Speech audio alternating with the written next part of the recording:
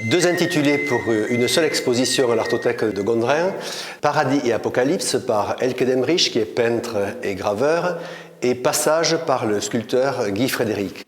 Nous les avons réunis car ils sont formellement opposés, mais ils poursuivent un même questionnement, de même doute. Elke Demrich, c'est un univers en expansion, extrêmement coloré, saturé, donc il parle aussi du paradis, d'un paradis perdu, l'Éden sans doute, mais si ça convoque le passé, il y a quelque chose à voir aussi avec ce qui nous arrive actuellement et certainement des doutes, des questionnements sur notre futur. Il n'y a pas de dessin préparatoire quand je travaille, donc je commence à un point et après ça se développe, l'image se développe au fur et à mesure. J'ai commencé au burin sur cuivre puisque c'est une technique qui est très minutieuse, très longue. J'ai la chance d'avoir quelques pièces ici, donc c'est d'une part le taureau de Bordeaux. J'ai repris le 4 thèmes de Los Toros de Bordeaux de Francisco de Goya. Et il y a une autre grande gravure, Les Amoureux. C'est un hommage à Georges Bataille, à l'histoire de l'œil. Pour moi, la tauromachie, c'était une aventure tout particulière de la découvrir. Donc au début, je ne comprenais pas du tout. Et en fait, à côté de ma maison, avec Fezensac, il y a une arène.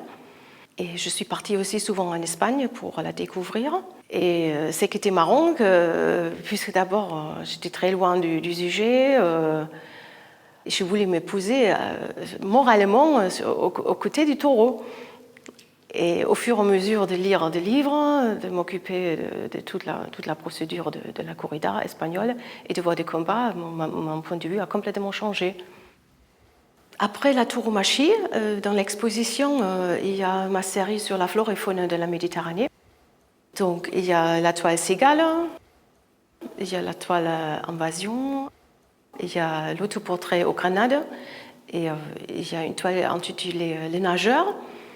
Donc parfois il y a des histoires autour de mes œuvres. Donc comme Les Nageurs, j'avais voyagé à côté de Valence en Espagne. Et j'avais nagé à la mer et sur le coup j'ai heurté quelque chose, une masse énorme. Donc je suis sortie de la mer et ça piquait. Et les lendemains je les ai vus, des méduses énormes. Il y a des phases pour la peinture. Donc en général la peinture je la fais en France. Et c'est plutôt en été que je fais ça. Et en hiver je suis dans mon studio à Dresde en Allemagne et je travaille avec un atelier de gravure qui s'appelle la Grafikwerkstatt. Donc je fais les matrices dans mon atelier et j'imprime à la Grafikwerkstatt des gravures. Je travaille maintenant à l'eau forte, donc ça veut dire sur la plaque de métal, soit du cuivre, soit du zinc, on met en vernis et on travaille avec la pointe sèche dans le vernis. Donc c'est plus une écriture en fait, comme un enchaînement de pensée, disons. La création, donc c'est ça qui est intéressant. Moi, le résultat final, c'est plus la façon de travailler et l'aventure de l'œuvre picturale. Je vais clôturer avec un bout de texte de Serge Heroldi qu'il a écrit pour le catalogue du musée Goya à Castres. Elke aime dire « Le rang, c'est la forme la moins intellectuelle.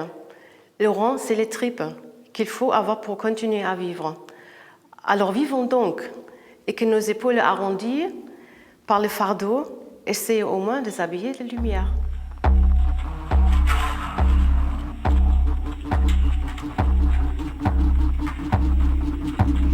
Guy Frédéric, avec ses sculptures, elles sont évidemment plus contractées, elles sont denses, elles proposent le passage essentiellement, au moins à l'Artothèque, d'une matière à une autre, une matière que je relie à la nature par le bois qu'il utilise, mais qui, par un passage subtil, presque invisible, au niveau des frontières des matières, un prolongement particulier. Apocalypse signifie religieusement la révélation, mais l'étymologie grecque signifie le dévoilement. Or, ce que cela dévoile, peut-être ce que nous sommes sur la nature, avec un N majuscule, mais certainement de la nature humaine. Ce que révèle peut-être l'exposition, c'est que nous sommes des ogres. Nous dévorons tout autour de nous, nous-mêmes sans doute, et certainement aussi tout ce qui fait la beauté du monde, les matières, l'environnement, tout.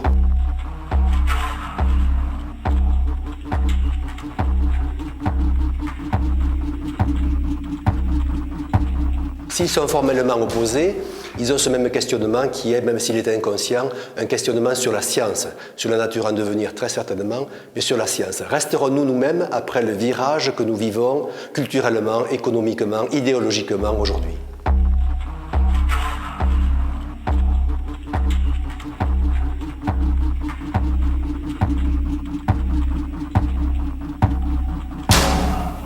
La notion d'apocalypse, bien évidemment, renvoie à la notion de fin, fin des temps, fin de l'homme, fin de l'humanité. Et le premier récit qui en témoigne, c'est évidemment l'Apocalypse de Jean, le livre de Jean. Mais la fin signifie bien évidemment commencement, recommencement de quelque chose. C'est là où les sculptures de Guy Frédéric sont intéressantes pour l'exposition, car elles montrent le passage d'une matière qui fait plutôt référence à la nature, puisque c'est du bois, à une autre matière, donc un passage particulier vers peut-être quelque chose de plus scientifique.